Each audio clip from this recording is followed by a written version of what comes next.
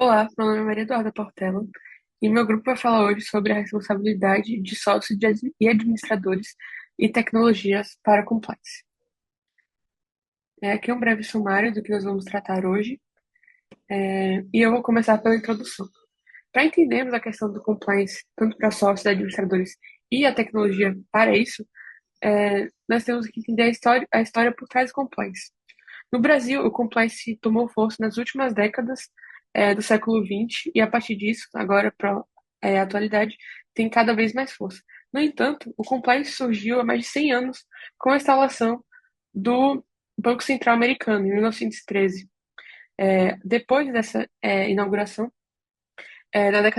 no final da década de 20, com a crise da Bolsa de Valores de 1929, é, foi percebido que haveria ainda a necessidade maior de uma segurança nesse sentido, de compliance. Tanto que foi instaurado o Securities and Exchange Commission nos Estados Unidos na década de 30. Após isso, na verdade, nos anos 60, que teve e realmente o boom do compliance para já uma ferramenta e uma profissão dentro das empresas, como os oficiais de compliance, que viriam para fiscalizar realmente, é, institucionalmente, a autorregulação dessas empresas. Nesse sentido, atualmente, quando nós vemos a questão da tecnologia, ou seja, inteligência artificial, machine learning e blockchain, essa fiscalização e a análise de informação ficou muito maior, sem a necessidade, de fato, de uma pessoa que fiscalizasse ou visualizasse isso o tempo todo, estivesse por trás disso o tempo todo. Porém, esses recursos, então, enquanto esses recursos de compliance se tornam mais eficazes, também existe desafios quanto à proteção de dados, transparência e a necessidade que, apesar deles não precisarem efetivamente para funcionar, a necessidade de uma fiscalização humana para saber que, né, está tudo correndo dentro, da normalidade. Então, o objetivo do trabalho é entender a responsabilidade dos sócios e administradores enquanto é articulado com a tecnologia dentro do compliance. E agora eu vou seguir com os meus colegas. Bom dia, eu me chamo Bianca. Agora eu vou tratar sobre a responsabilidade dos sócios e dos administradores.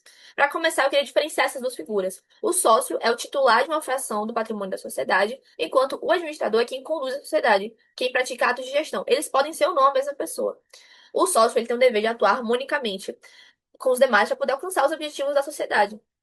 Então, esse cuidado, esse dever é chamado pela doutrina de affectio societatis. E caso ele descumpra, ele pode ser responsabilizado civilmente por isso. Já em relação às obrigações sociais, a gente precisa, para verificar a responsabilidade do sócio, a gente precisa saber que tipo de sociedade a gente está falando. Por exemplo, na sociedade comum, a responsabilidade do sócio é ilimitada, sendo que os representantes têm responsabilidade direta e os demais subsidiária. Já a sociedade por ações é diferente. Os acionistas têm responsabilidade limitada ao preço da emissão das ações adquiridas. Os administradores também têm deveres, por exemplo, o dever de diligência, que vai impor que o administrador faça gestão da sociedade como se fosse dele a sociedade. E o dever de lealdade, por exemplo, que impõe algumas restrições dessa atividade do administrador, para que ele não deixe os interesses da companhia serem negligenciados. Por exemplo, em nenhum momento ele pode se omitir nessa proteção desses direitos. Já a responsabilidade civil dos administradores na sociedade por ações vai depender de dois fatores: da aferição, se houve ou não culpa, e se ele atuou dentro ou não dos limites que foram impostos dos seus poderes. Então, por exemplo, se ele agiu, se ele ultrapassou os poderes que ele tinha e causou um dano à sociedade, presume-se a culpa dele.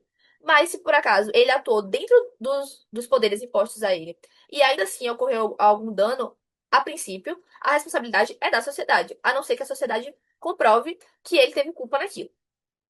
Por fim, eu queria falar sobre a consideração da personalidade jurídica, porque ela é um instrumento da responsabilização que pode ser feita direta aos administradores, perdão, aos sócios. Então, lembrando que ela é uma flexibilização ao princípio da autonomia patrimonial que está previsto no Código Civil, em que estabelece que a sociedade e os sócios não se confundem, que os patrimônios são autônomos. Então, a aplicação da desconsideração da personalidade jurídica vai depender da teoria que a gente está falando. Existe a teoria menor, que é aplicada ao direito do consumidor, que, para aplicar ela, basta o mero prejuízo ao credor, e a teoria maior, que é aplicada ao direito empresarial, que restringe a possibilidade. da aplicação da consideração da personalidade jurídica é as situações em que a pessoa jurídica está sendo utilizada como um instrumento para a ocorrência de fraude. É, e para verificar essa ocorrência de fraude, foram elencados dois aspectos: o desvio de finalidade ou a confusão patrimonial.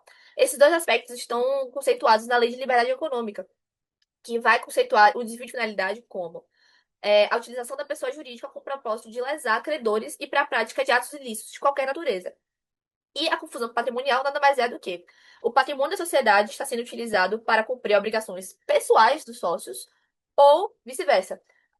O sócio está usando patrimônio próprio para cumprir obrigações sociais. Então, com isso, eu finalizo minha fala. Eu vou passar agora para minha colega que vai tratar sobre compliance.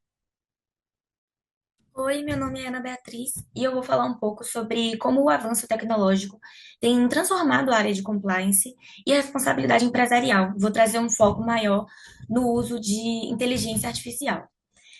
Primeiramente, cabe destacar que alguns dos pilares da atividade empresarial são a transparência, a confiança e a integridade. E é justamente nisso que se pauta o compliance. Ele é um conjunto de práticas que busca assegurar que a empresa esteja em conformidade com a lei e com padrões éticos, de forma que ele busca prevenir fraudes, lavagem de dinheiro, vazamento de dados e outras condutas ilícitas. Nos últimos anos, especialmente depois das adaptações e transformações que ocorreram com a pandemia, a tecnologia se tornou uma aliada mais importante do que nunca. Essas ferramentas tecnológicas, elas não apenas aceleram processos, mas elas revolucionaram a forma como os riscos são identificados dentro das atividades empresariais hoje em dia. Os softwares e sistemas são capazes de mapear áreas vulneráveis, identificar anomalias e acionar alertas antes mesmo que um problema aconteça. Dentro dessas tecnologias, a gente pode destacar realmente a inteligência artificial, que atua dentro de três pilares principais, que são a análise preditiva, o machine learning e o processamento de linguagem natural, que a sigla em inglês é NPL. A análise preditiva, ela permite prever comportamentos futuros a partir de padrões estatísticos. Já o machine learning, ele utiliza dados para treinar sistemas que reconheçam irregularidades, e nesse caso, o aprendizado não supervisionado, especialmente, se mostra eficiente na detecção de fraudes. E, por fim, o NPL permite a interpretação e extração de informações de documentos, de forma que ele agiliza auditorias e revisões. No entanto, essa evolução ela traz alguns desafios importantes. A IA depende do uso massivo de dados, o que envolve questões de privacidade e proteção desses dados. Nesse sentido, a LGPD impõe limites claros e exige responsabilidade no tratamento dessas informações. Além disso, algumas decisões automatizadas podem gerar pensamentos enviesados, discriminação e até falta de transparência, de forma que podem criar novos riscos éticos e jurídicos. Então, essa questão deve ser levada em consideração na hora de analisar o uso da IA. Outro ponto relevante na mudança do ambiente de trabalho com a tecnologia pós-pandemia é a questão do home office. O teletrabalho abriu novas brechas para o vazamento de informações e até mesmo para políticas indevidas de insider trading. Especialmente quando profissionais compartilham espaços e utilizam canais de informação e comunicação não gerenciados pela empresa, como o exemplo de redes sociais ou WhatsApp. Para isso, é preciso que as políticas específicas de compliance tenham essa questão em mente e elas se tornam indispensáveis nessa organização. Além disso, algumas pesquisas recentes mostram que um número crescente de empresas já reconhece a IA como um fator de risco e elas buscam diretores com experiência tecnológica para integrar comitês de governança. Isso demonstra que a responsabilidade não desaparece com a automação, muito pelo contrário, ela aumenta. Dessa forma, cabe aos gestores garantir que os sistemas utilizados sejam éticos, auditáveis e conforme a legislação. Em síntese, a tecnologia, especialmente a inteligência artificial, é uma ferramenta muito poderosa para fortalecer o compliance. Ela permite uma análise rápida, precisa, identifica brechas e aumenta a eficiência, mas o seu uso exige cuidado e necessita de supervisão humana e compromisso ético. E, assim, o futuro da integridade empresarial depende desse equilíbrio. A tecnologia como um apoio, mas não como uma substituição da responsabilidade humana. Obrigada. Oi, gente, meu nome é Nara. Eu vou dar continuidade ao trabalho tratando agora da tecnologia a serviço do compliance. E como nós vimos, tem se aumentado cada vez mais o uso de um compliance com ferramentas tecnológicas. Isso porque as empresas cada vez mais têm organizações mais complexas e isso exige uma otimização de resultados práticos e faz com que os diretores e sócios optem pela aplicação de um compliance cada vez mais exato, mais preciso e que adiante processos. E por isso a gente trouxe aqui e destacou algumas das variadas formas de se aplicar um compliance mais tecnológico. Um desses usos de ferramentas tecnológicas tem sido o blockchain na aplicação de um compliance, principalmente com a LGPD, que vem para mudar, né, a forma de se garantir, de prevenir o vazamento de dados. Então, o compliance, aliado a essa ferramenta tecnológica, tem sido muito usado na gestão de dados. Isso porque o compliance ele é um sistema muito seguro, já que é um banco de dados que registra transações e eventos digitais. Isso faz com que as pessoas, as empresas tendam a optar pelo seu uso, pela maior segurança e garantia que tem. Alguns teóricos, porém, apontam um problema que surge do uso, né, do blockchain no alinhado ao compliance, que é o problema de que os dados que são inseridos no blockchain não podem ser modificados. É uma das principais características é a sua imutabilidade. E isso gera um grande problema, porque se você inserir um dado de forma errada no sistema, vai estar lá, inclusive, como prova de que você geriu aquilo de forma errada. A resolução para isso seria inserir um novo dado, reiterando a informação e trazendo a informação de forma correta.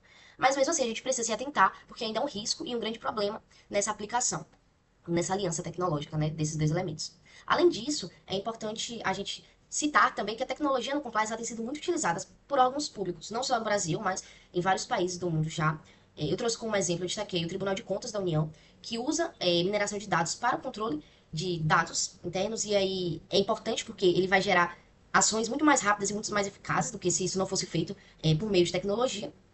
Acaba que tudo isso que a gente falou, eles também podem gerar riscos e problemas, porque esse sistema, apesar de ser muito exato e garantir uma segurança muito grande, ele pode gerar problemas na aplicação do compliance.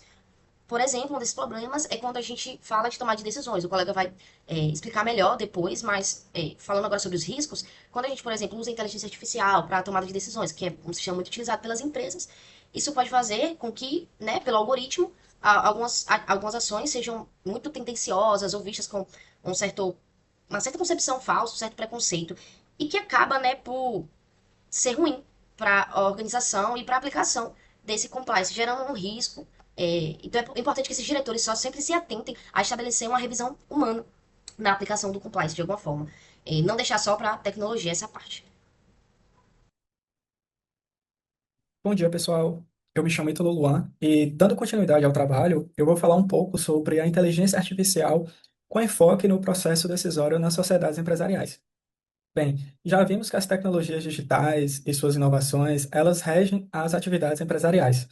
Assim, é perceptível que, com o passar do tempo, o avanço tecnológico tem feito as sociedades empresariais se adaptarem, com o intuito de não apenas regular novas formas de negócios, mas também lidar com desafios iminentes como a proteção de dados, a propriedade intelectual digital e a responsabilidade das empresas no ambiente online. Com isso, além das ferramentas já mencionadas no decorrer das apresentações vinculadas ao compliance, a inteligência artificial ela surge também para agregar no âmbito corporativo, facilitando a gestão das empresas e principalmente contribuindo no processo decisório. A inteligência artificial, ela refere-se a uma área da ciência da computação que se dedica à criação de sistemas e máquinas que são capazes de realizar tarefas que normalmente requerem a inteligência humana. Essas tarefas incluem, por exemplo, reconhecimento de fala, análise de dados, tomada de decisões e resolução de problemas, entre outros. Então, se atendo especificamente ao processo decisório, sabemos que a tomada de decisão é fundamental nas sociedades empresariais. E essa tomada de decisão e sua qualidade está atrelada, na maioria das vezes, no acesso e na interpretação eficaz das informações relevantes. Assim, considerando a necessidade de tempo para processar e analisar dados, muitas vezes complexos, a inteligência artificial ela surge como uma ferramenta estratégica ao fornecer análises, relatórios e recomendações de forma rápida e precisa. Diante disso, podemos destacar duas categorias distintas de aplicação da inteligência artificial no âmbito corporativo vinculado ao processo decisório. A primeira é a tomada de decisão e a segunda é o sistema de suporte à decisão. O que são essas categorias? Bem, na tomada de decisão, a inteligência artificial ela define automaticamente um resultado com base em critérios pré-estabelecidos. Por exemplo, utilizando como base padrões históricos de desempenho, a inteligência artificial ela pode ser utilizada para definir algum passo sobre investimentos, determinando automaticamente onde alocar esses recursos. Já no sistema de suporte à decisão, a computação cognitiva ela não dá a resposta final. Ela apenas oferece recomendações e interpretações que ajudam os indivíduos, nesse caso, os sócios, nessa função. Ou seja, funciona como complemento, como auxiliar dos indivíduos para uma posterior tomada de decisão. Com isso, a gente verifica que a inteligência artificial transforma profundamente o processo decisório nas empresas. E ela pode ampliar significativamente a eficiência corporativa. Porém, o seu uso depende de políticas internas, um preparo organizacional muito grande e, sem dúvidas, um compromisso com práticas éticas na sua utilização. E, diante disso, eu finalizo a minha participação na apresentação e passo a palavra para a próxima colega concluir o nosso trabalho. Obrigado. Bom, para concluir, a gente pode perceber, né, que o que foi apresentado mostra que a responsabilidade dos sócios e administradores continua sendo central para o compliance, para a governança empresarial. A autonomia do patrimônio mantém-se como a regra, mas a responsabilização também surge quando há abuso ou utilização indevida. O compliance surgiu, né, evoluiu para um instrumento estratégico. Então, a sua ação e capacidade de prevenção e a tecnologia, apesar de tudo, continua trazendo riscos, mas traz também grandes benefícios para a optimização dos processos, para o compliance. Então, enquanto são utilizados, né, a proteção de dados e a transparência, a governança continua eficaz, mas depende também da combinação dos deveres societários, tanto dos administradores, que devem escolher, né, acompanhar, auditar os processos e as ferramentas utilizadas, mas que seja também possível a conciliação da tecnologia e da segurança jurídica para a optimização e a integralização da responsabilidade e da supervisão desses meios, né, da supervisão tecnológica em si. Então, com isso, eu agradeço a atenção de todos. É, Mostro aqui brevemente nossas referências e, novamente, obrigado pela atenção. É isso.